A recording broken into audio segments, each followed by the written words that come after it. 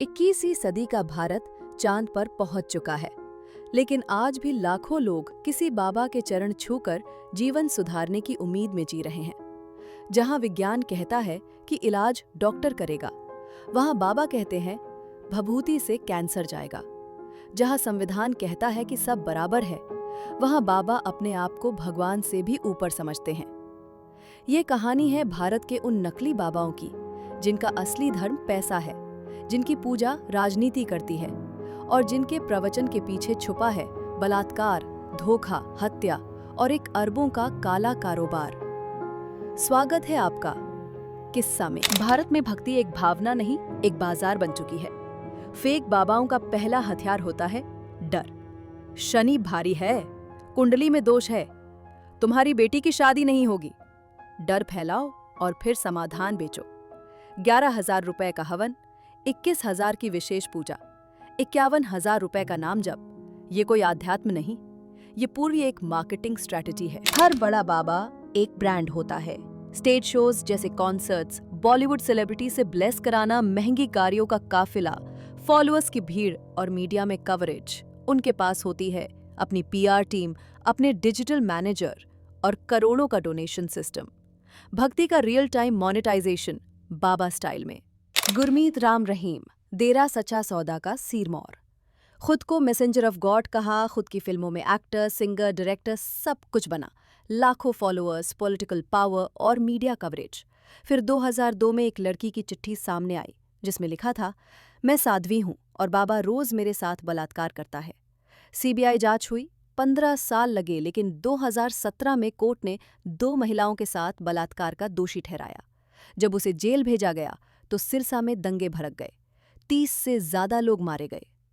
बाबा jail में है, लेकिन उसका एम्पायर अब भी चल रहा है।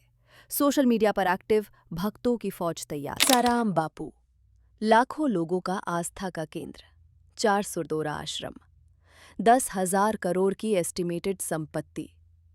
2013 में एक माइनर लड़की ने आरोप लगाया कि आसाराम ने उसका सेक्सुअल असॉल्ट किया। इन्वेस्टिगेशन हुआ, पता चला कई महिलाओं का सेक्सुअल एक्सप्लॉयटेशन, गवाहों की हत्या। काले धन का पहाड़। 2018 में उसे उम्र कैद की सजा मिली, लेकिन आज भी टीवी चैनलों पर उसके प्रवचन चलते हैं। नित्यानंदा, सेल्फ स्टाइल गॉडमैन, जिसने भारत से भागकर एक काल्पनिक देश बना लिया। कैलासा, खुद को शिव का अवतार बताया, बच्चों से थर्ड आई ट्रेनिंग करवाई। Multiple sexual assault cases. Interpol ने रेड कॉर्नर नोटिस जारी किया, लेकिन वो गायब हो गया। बाद में उसने खुद को राष्ट्राध्यक्ष घोषित कर दिया। वेबसाइट, करेंसी, पासपोर्ट सब नकली, पर प्रेजेंटेशन इतनी ओरिजिनल कि कई देशों ने उसे ऑफिशियल इनवाइट्स भेज दिए। ये सब कुछ इस वजह से मुमकिन हुआ क्योंकि लोगों ने कभी सवाल नहीं पूछे। ये बाबा इतने ताकतवर अकेले नहीं बनते, उनकी असली ताकत है मीडिया, जो उन्हें भगवान की तरह दिखाती है। पॉलिटिशियंस, जो चुनावों के लिए उनका इस्तेमाल करते हैं। ब्लाइंड भक्त्स, जो बिना सोचे सब कुछ मान लेते हैं। हर पार्टी का कोई न कोई बाबा फेवरेट होता है। हर चुनाव में कोई न कोई बाबा स्टेज पर आता है। धर्म के नाम पर सत्ता का खेल चलता है और आम जनता भावनाओं में बहती जाती है। भारत में धन को समझना जरूरी है, लेकिन अंधविश्वास को तोड़ना उससे भी ज्यादा जरूरी।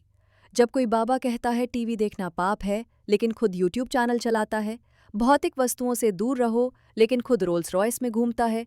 महिलाओं से दूरी बनाओ, लेकिन खुद महिला भक्तों से घिरा होता है, तो समझ जाइए वो भगवान नहीं, सिर्फ बिजनेसमैन है। ये वीडियो सिर्फ बाबाओं के खिलाफ नहीं है, ये उस मानसिकता के खिलाफ है जो ब्लाइंड फेथ में जीती है। भगवान पर भरोसा करो, लेकिन भगवान बनकर आए किसी बाबा पर नहीं। भक्ति करो, लेकिन सवाल भी करो। अगर भारत को सच में सुपर पावर बनना है, तो सबसे पहले अंधविश्वास के साम्राज्य को गिराना होगा।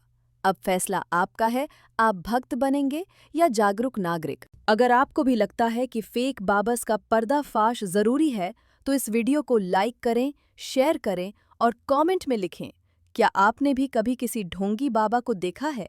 और जुड़े रहिए किस्सा के साथ, जहां हर कहानी में छुपा है एक सच।